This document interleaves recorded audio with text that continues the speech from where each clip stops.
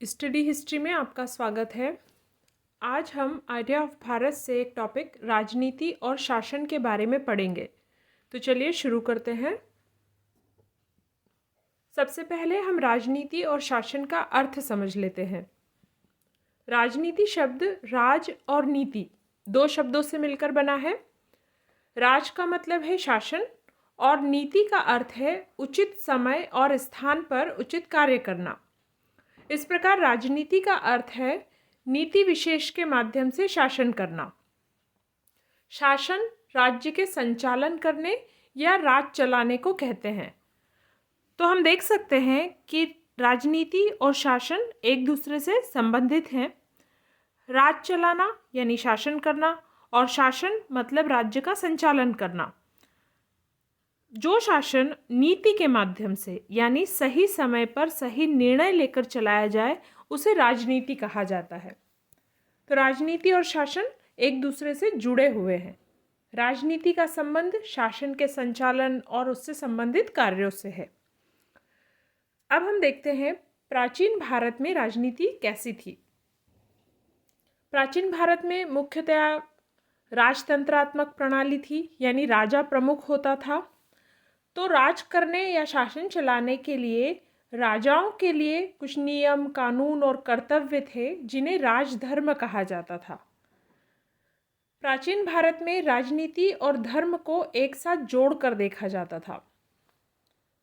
भारत में बहुत सारे राजनीतिक चिंतक हुए हैं, जैसे कौटिल्य, मनु, शुक्राचार्य आदि। उनके चिंतन में धर्म, अध्यात्म, संसार, समाज, मानव जीवन, राज्य आदि में पारस्परिक संबंधों का वर्णन मिलता है।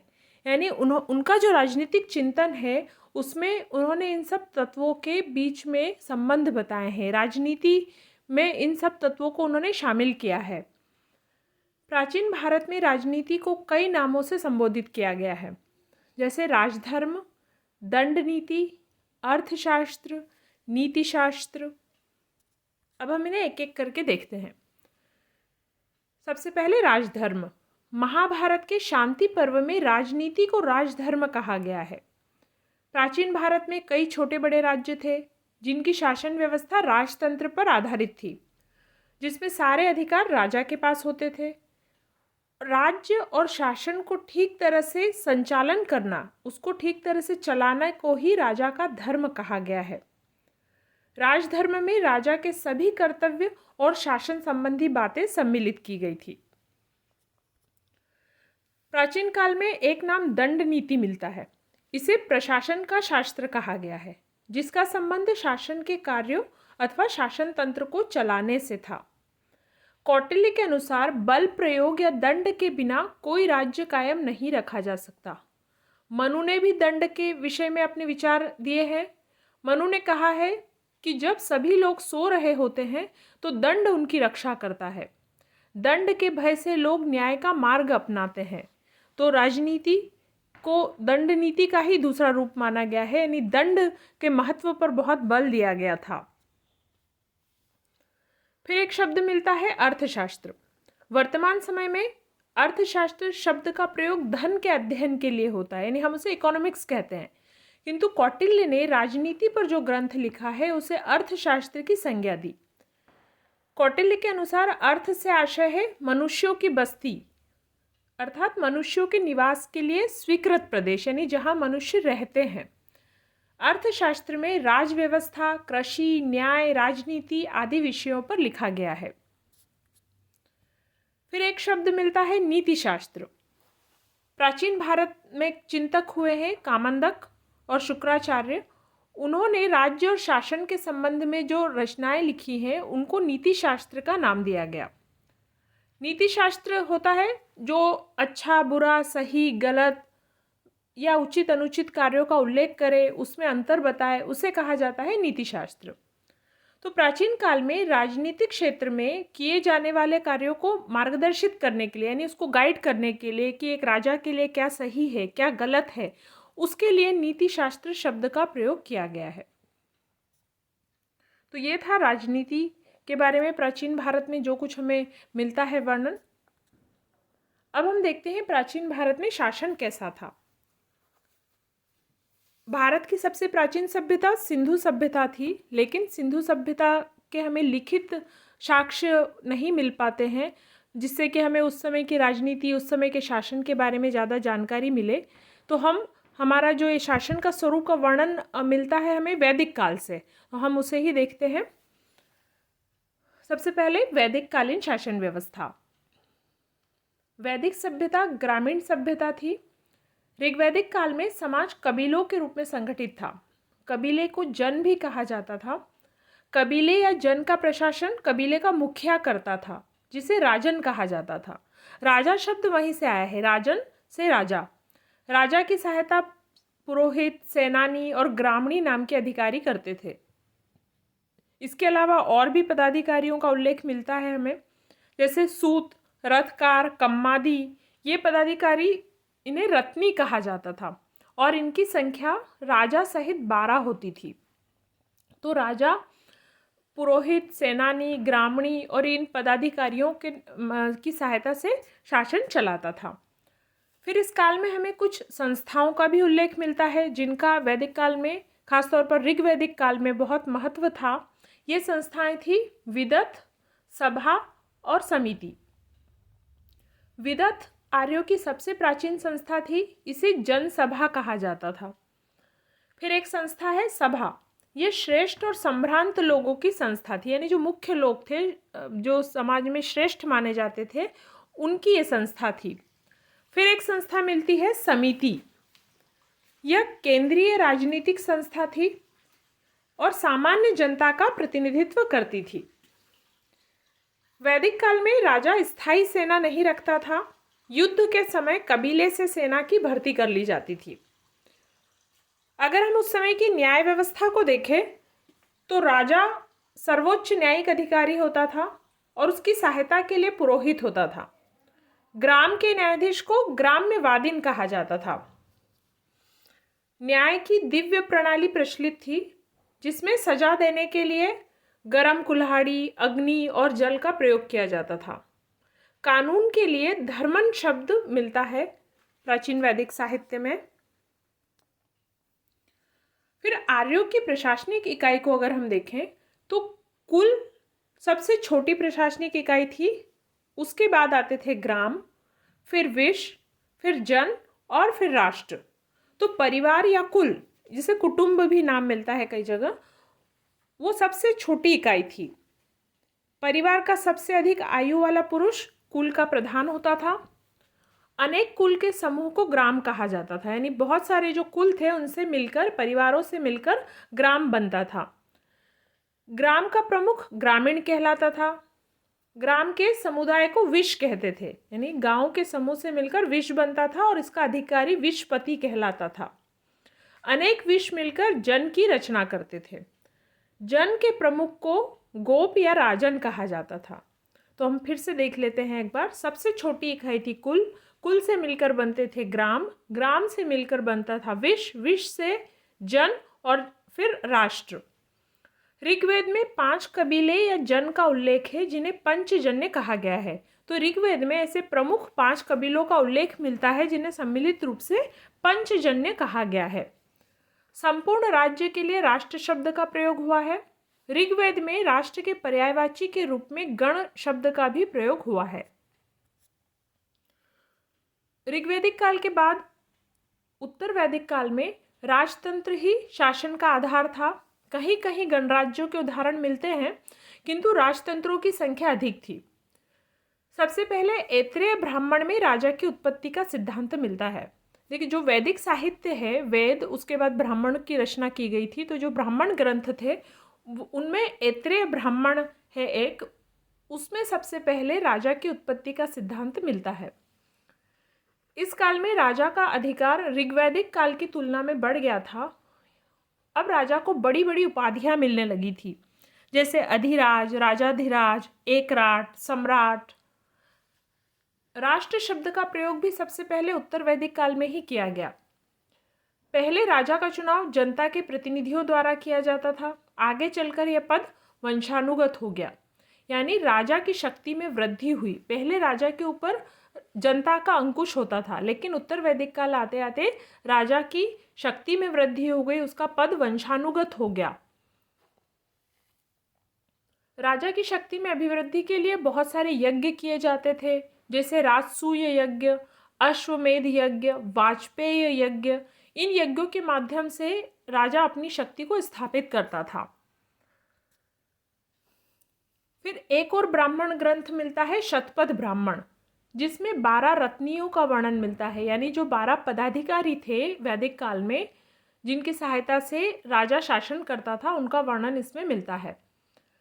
ये अधिकारी थे पुरोहित, सेनानी, युवराज, महिषी, सुत, ग्रामणी, प्रतिहारी, संग्रहिता, भागदूत, अक्षवाय, पालागल और गोवीकर्ता। करों की नियमित व्यवस्था का उल्लेख भी सबसे पहले उत्तर वैदिक काल में ही मिलता है। कर यानी जो टैक्स राज्य वसूल करता था प्रजा से, उसका भी नियमित व्यवस्था का उल्लेख हमें उत्तर वैदिक काल में मिलता है। भागदूत कर संग्रह करने वाले अधिकारी को कहते थे, और संग्रहिता कोषाध्यक्ष होता था, यानी कोष जो ट्रेजरी का हेड होता था, संग्रहिता। राजा को दिए जाने वाले कर को बलि कहा जाता था। और उत्तर वैदिक काल में विदथ का उल्लेख नहीं मिलता है, तथा सभा और समिति की स्थिति में भी बदलाव आया था। तो ऋग्वैदिक काल में हमने देखा था कि 3 संस्थाएं मिलती है, विदथ, सभा और समिति। लेकिन उत्तर वैदिक काल आते आते विदथ का उल्लेख नहीं मिलता है, और सभा और समिति की शक्तियों में भी कमी आ जाती है। अभी तक सभा और समिति का राजा पर ऋग्वैदिक काल में काफ़ी नियंत्रण था, लेकिन उत्तर वैदिक काल आते आते राजा खुद शक्तिशाली हो गया, उसकी शक्ति में वृद्धि हुई, और इन संस्थाओं के महत्व में कमी देखने को मिलती है। अथर्ववेद में सभा और समिति को प्रजापति की 2 पुत्रियां कहा गया है। इस पर कई बार एग्जाम में प्रश्न पूछ लिया जाता है कि कौन से वेद में सभा और समिति को प्रजापति की 2 पुत्रियां कहा गया है। तो ये आप याद रखिएगा कि अथर्ववेद में ऐसा कहा गया है। तो ये थी वैदिक कालीन शासन व्यवस्था। अब हम देखते हैं महाजनपद काल में कैसा था शासन। महाजनपद काल में राज्यों की भौगोलिक सीमाओं में वृद्धि हो गई थी, यानी जो जन अभी तक कबीले के रूप में थे, छोटे छोटे राज्य थे, वो बड़े राज्यों के रूप में परिवर्तित हो गए, इसीलिए उन्हें महाजनपद कहा गया। महात्मा बुद्ध के जन्म के पूर्व लगभग 6ठी शताब्दी ईसा पूर्व में कुल 16 महाजनपदों का उल्लेख बौद्ध ग्रंथ अंगुत्तर निकाय में मिलता है। तो 16 जनपदों का उल्लेख हमें कहाँ मिलता है? बौद्ध ग्रंथ अंगुत्तर निकाय में। अधिकांश महाजनपदों में शासन का स्वरूप राजतंत्रीय था, जहाँ राजा प्रमुख होता था। राजा को सलाह देने और राजकार्य का संचालन करने के लिए मंत्री परिषद और विभिन्न अधिकारी होते थे। महाजनपद काल आते आते स्थायी सेना रखी जाने लगी थी। जैसा कि वैदिक काल में राजा स्थायी सेना नहीं रखता था, लेकिन महाजनपद काल में स्थायी सेना रखने लगा था राजा। तो ज़्यादातर जो महाजनपद थे वहाँ पर राजतंत्रात्मक व्यवस्था थी, लेकिन कुछ जनपद थे जैसे वज्जी, मल्ल, शूरसेन, वहाँ पर गणतंत्रात्मक व्यवस्था थी। वज्जी महाजनपद 8 राज्यों का संघ था और इसकी राजधानी वैशाली थी। गणतंत्रात्मक व्यवस्था में राजा निर्वाचित होता था और राज्य की शक्ति एक सभा या परिषद के पास होती थी। यानी गणतंत्रात्मक व्यवस्था का स्वरूप वैसा नहीं था जैसा आज हम लोकतंत्र का देखते हैं, यानी जनता सीधे अपने राजा को चुन रही है, ऐसा नहीं, लेकिन एक सभा या परिषद होती थी जो कि राजा का चुनाव करती थी। यानी राजा का पद ऐसे वंशानुगत नहीं था कि राजा का बेटा ही राजा बन जाएगा, उस तरह से नहीं था। यानी अगर वो अयोग्य होता था तो ये सभा या परिषद उसे हटा भी सकती थी, यानी राजा का निर्वाचन होता था। तो कुछ ये जो महाजनपद है यहाँ पर गणतंत्रात्मक व्यवस्था भी देखने को मिलती है, बाकी महाजनपदों में मुख्यतः राजतंत्रात्मक व्यवस्था ही थी। अब हम देखते हैं मौर्यकालीन शासन व्यवस्था। मौर्य शासन के अंतर्गत भारत में पहली बार राजनीतिक एकता देखने को मिली।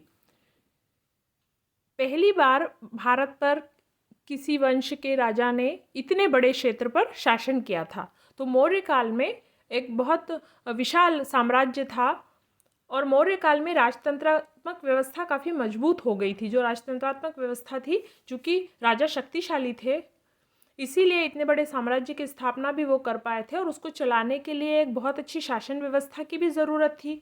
तो उस समय की शासन व्यवस्था केंद्रीय, प्रांतीय, राजस्व, न्यायिक और सैन्य शासन में बटी हुई थी।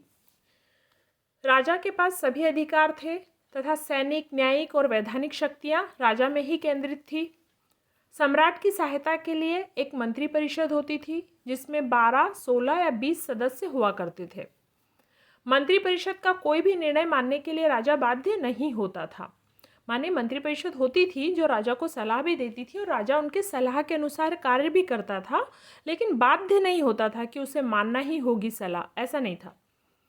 मौर्यकालीन मंत्री परिषद के बारे में डायोडोरस, स्ट्रेबो और एरियन, ये जो इतिहासकार रहे हैं, इन्होंने लिखा है और इनके विवरणों से हमें उस समय की मंत्री परिषद के बारे में जानकारी मिलती है।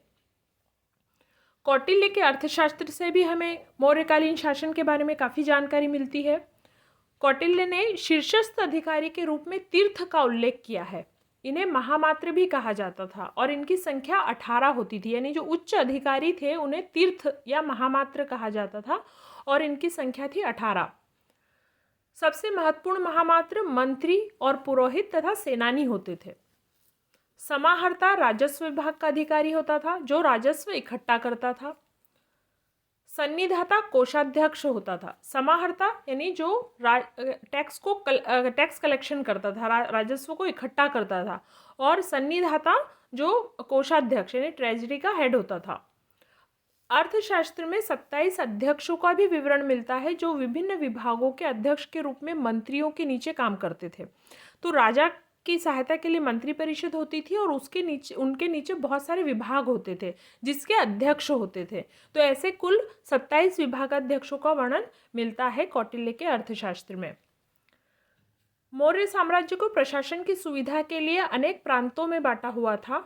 अशोक के समय इनकी संख्या 5 थी और प्रांतों को चक्र कहा जाता था।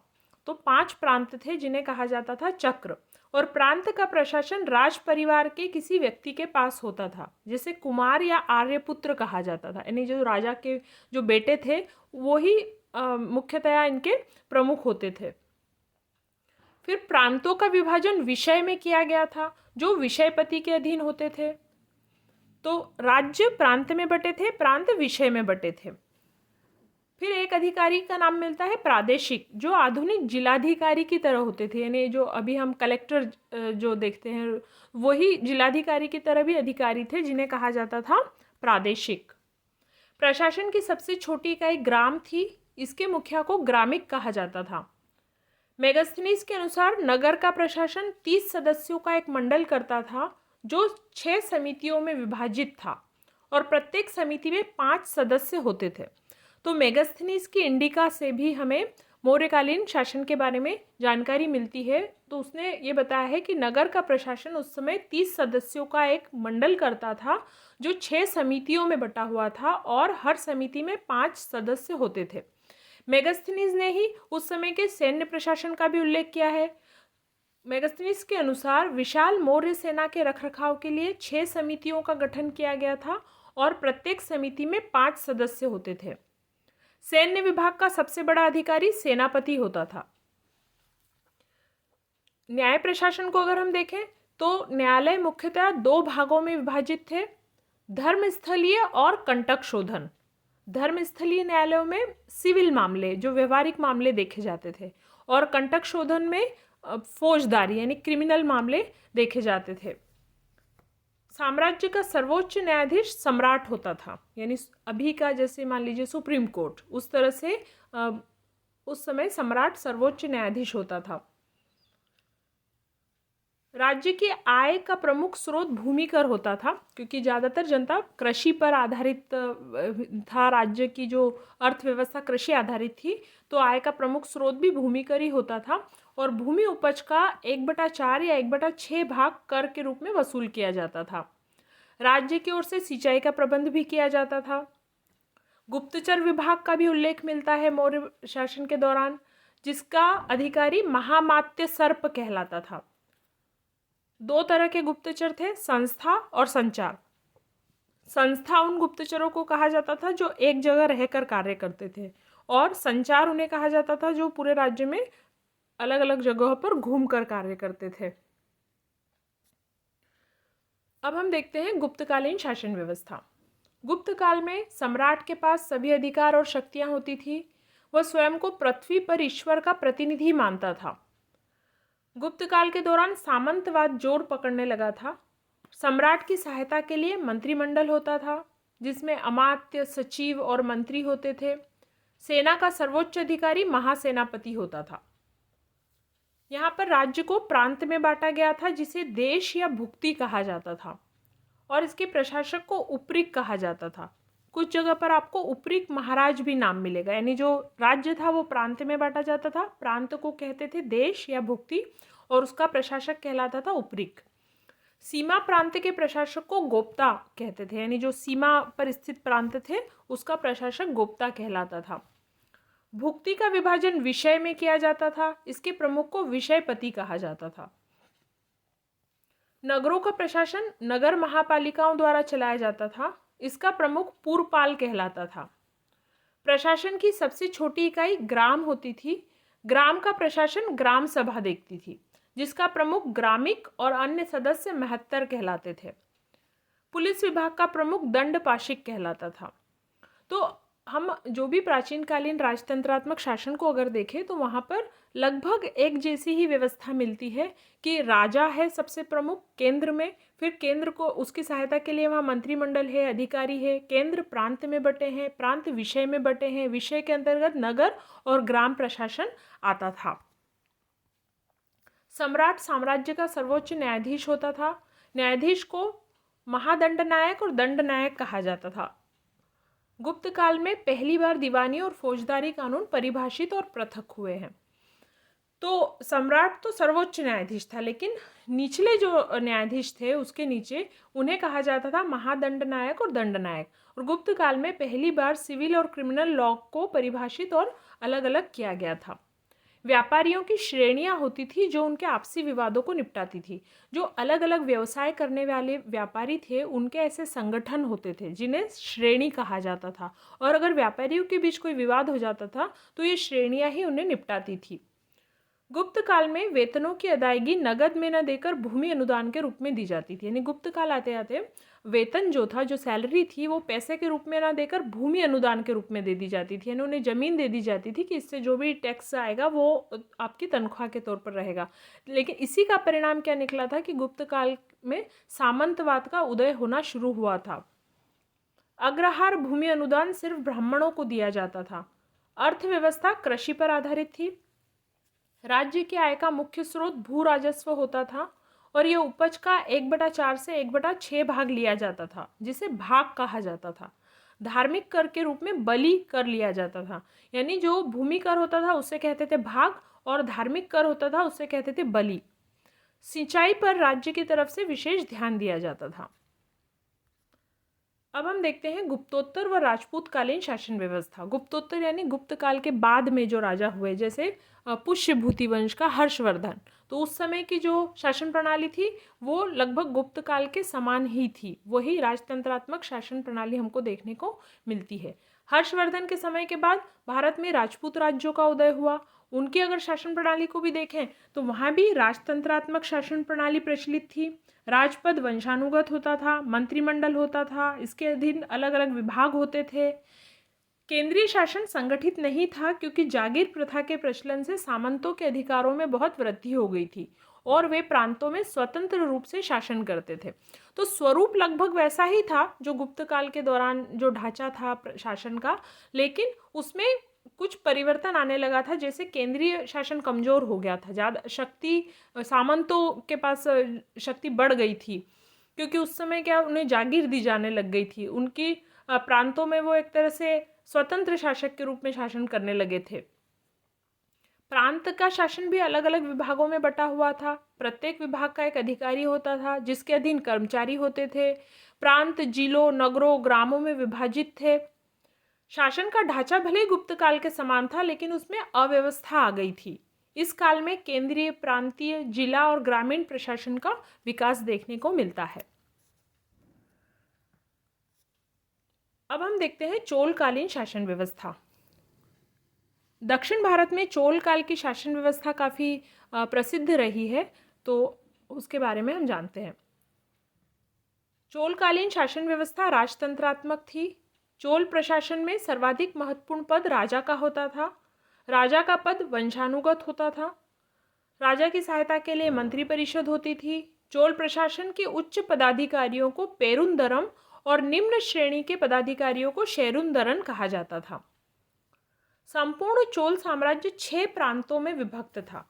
तो जो केंद्रीय शासन था वो राजतंत्रात्मक था, राजा था, मंत्री परिषद थी, अधिकारी थे, और जो राज्य था वो 6 प्रांतों में बटा हुआ था। प्रांत को कहते थे मंडलम। मंडलम कोट्टम यानी वर्तमान के संभाग समझ लीजिए, कमिश्नरी समझ लीजिए, कोट्टम में बटे हुए थे। कोट्टम नाडु यानी जिसे हम कहते हैं जिला, वर्तमान में नाडु में बटे हुए थे। और नाडु कई कुर्रमों में विभक्त था, यानी ग्राम समूह होते थे कुर्रम, यानी ग्राम समूहों से मिलकर क्या बनते थे? नाडु। नाडु से मिलकर बनते थे कोट्टम, कोट्टम से मंडलम, और मंडलम से चोल साम्राज्य। स्थानीय प्रशासन चोल साम्राज्य की प्रमुख विशेषता थी। चोल साम्राज्य का जो स्वशासन व्यवस्था थी, स्थानीय शासन था, यानी जो नगरों में, ग्रामों में जो अधिकार दिए गए थे लोगों को, वो काफ़ी प्रसिद्ध शासन व्यवस्था थी चोल साम्राज्य के दौरान। मंडलम से लेकर ग्राम स्तर तक प्रशासन के लिए स्थानीय सभाओं का सहयोग लिया जाता था।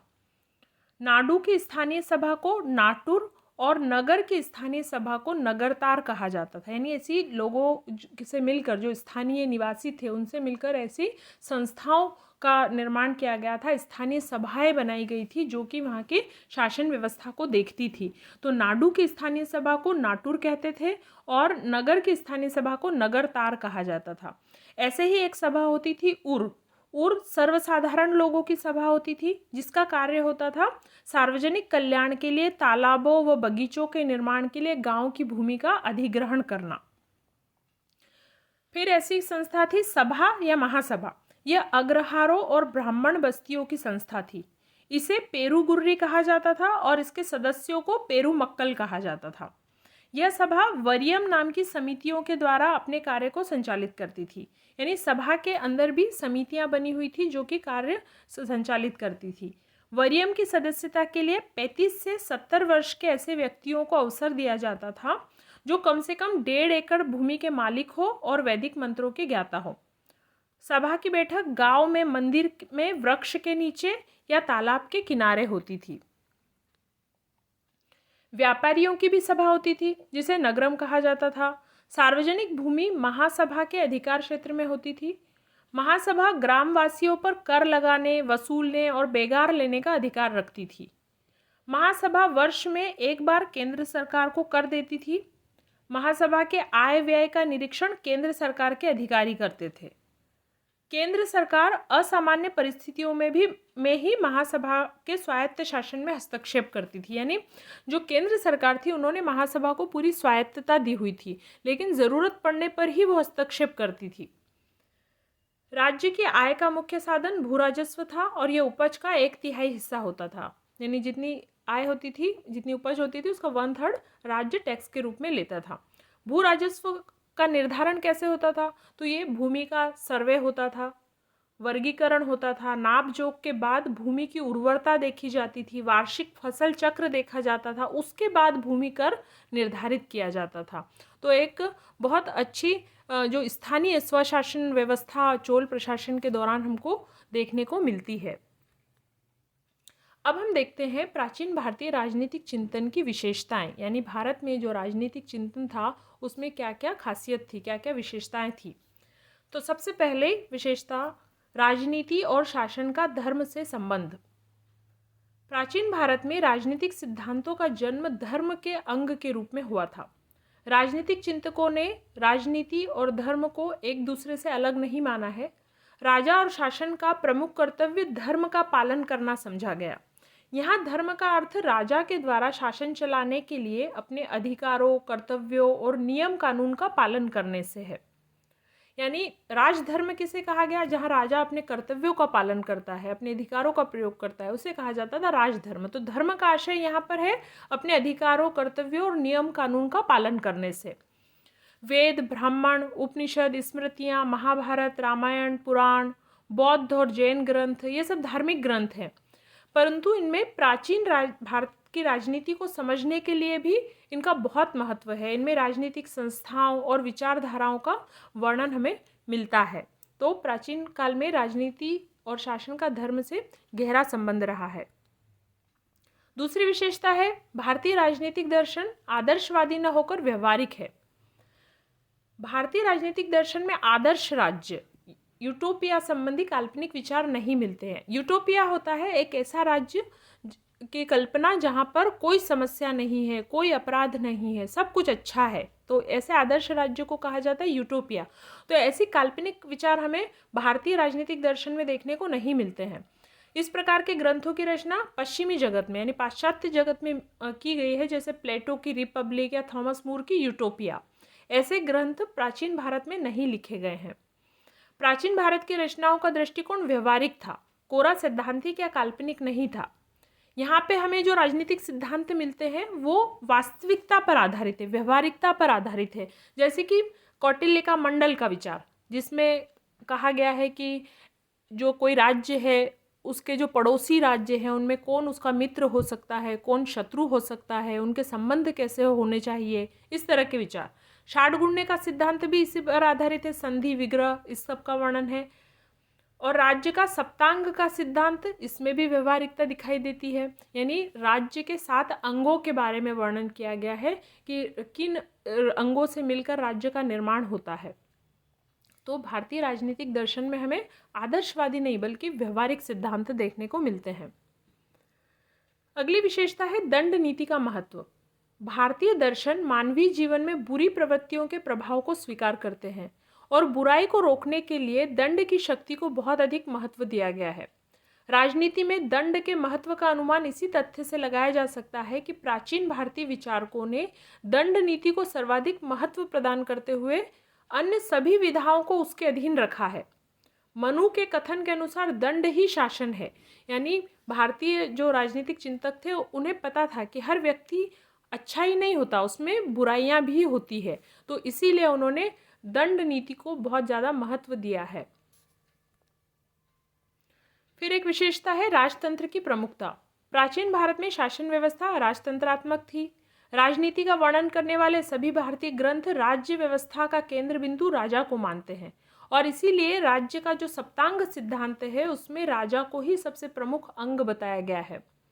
राज्य की उत्पत्ति के विचार में सबसे पहले राजा को रखा गया है। यूनान के समान यहाँ पर गणतंत्र और कुलीन तंत्र का विवेचन लगभग नहीं के बराबर है। कुछ जगह उल्लेख मिलता है, जैसे महाभारत के 2 अध्याय, कौटिल्य अर्थशास्त्र के 1 अध्याय और बौद्ध और जैन ग्रंथों में गण और संघ के नाम से इस प्रकार की जो राज पद्धतियों का कुछ वर्णन मिलता है, लेकिन प्रमुख रूप से राजतंत्र का ही वर्णन किया गया है और इसमें राजा का महत्व बताया गया है, राज्य की उत्पत्ति के सिद्धांत दिए गए हैं। फिर एक विशेषता मिलती है राजा को सर्वोपरि स्थान देना।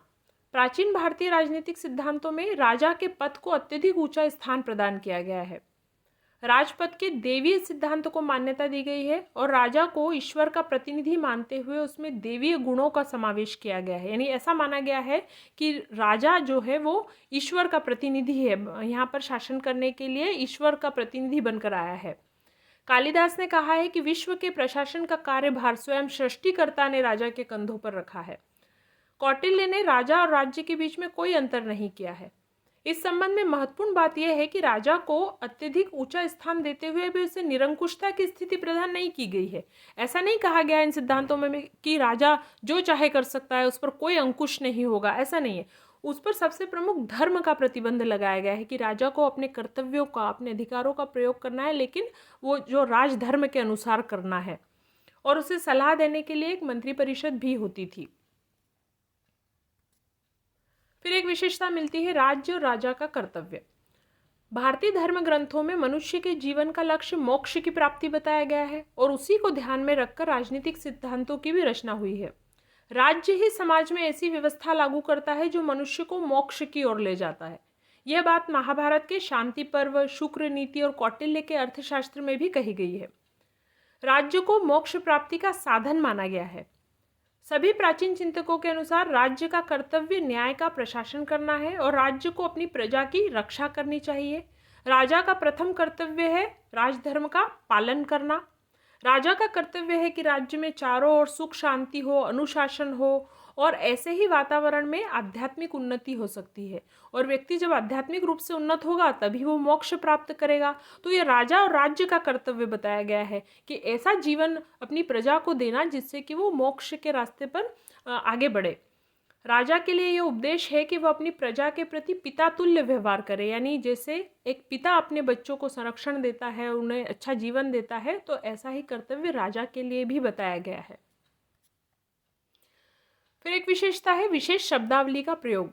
भारतीय राजनीति शास्त्र की अपनी शब्दावली है, जैसे कि कौटिल्य का राज्य का सप्तांग सिद्धांत, मंडल का सिद्धांत।